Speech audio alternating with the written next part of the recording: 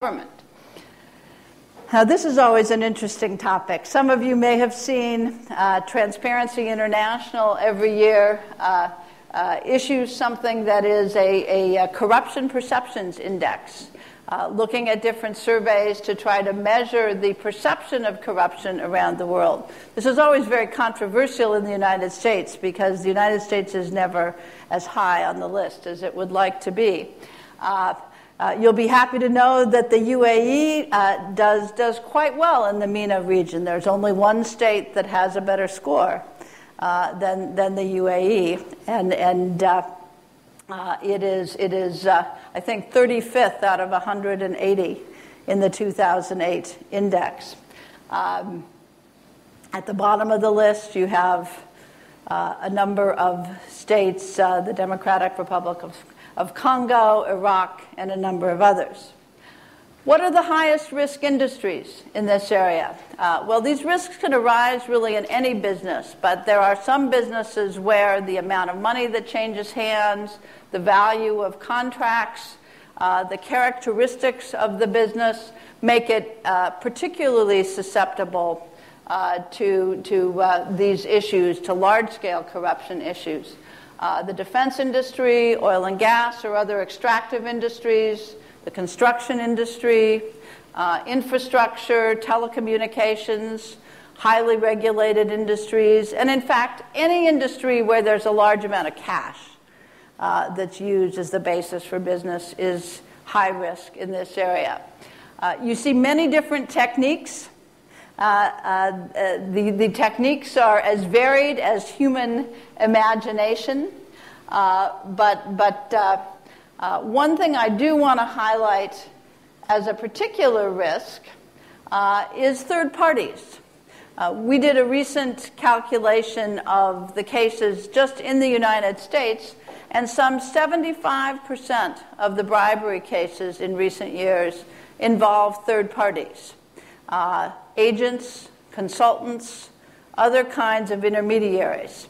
If you look at the compliance standards, the international best practice compliance standards that I mentioned earlier, the Partnering Against Corruption Initiative, the Business Principles for Combating Bribery, the ICC rules, all of these will tell you that an important element of a compliance program for a company is to take measures not only with respect to their own personnel, but with respect to the third parties they work with. Preventive steps can include due diligence before you engage them. Who is this company? What's their reputation? What's their background? Who owns them? What's the likelihood they will engage in risky behavior? If there are red flags, so-called red flags, they need to be addressed. There's an expectation that there will be safeguards included in the relationship through the contract or other methods, and there are expectations of oversight.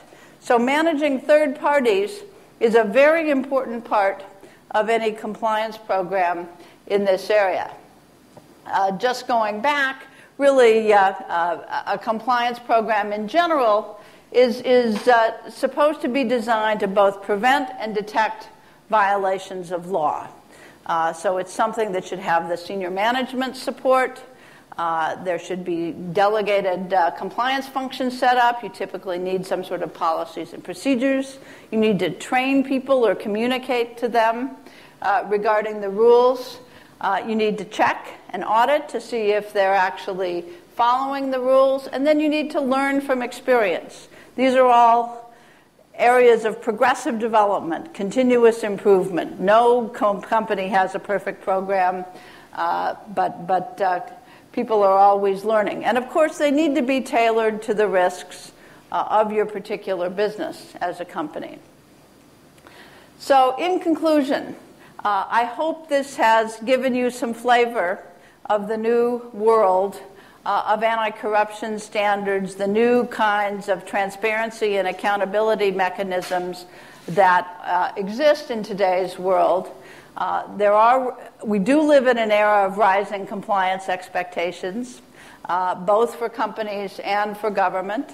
For multinational companies, it's really an issue that requires constant vigilance You have to worry not only about the parent company, but about subsidiary operations, perhaps in very far-flung places. You have to worry about your third parties as well as employees. You have to worry about how you get contracts and such mundane things as how you move your goods, how you move people. Anywhere you interact with government can raise these issues. But many companies are finding that pursuing standards of transparency and accountability in their businesses can really give them a global edge. Countries find that with transparency they can attract investment. And companies that meet these standards find that they may be preferred as partners. So with that, let me stop and invite questions and comments from the audience. Thank you very much.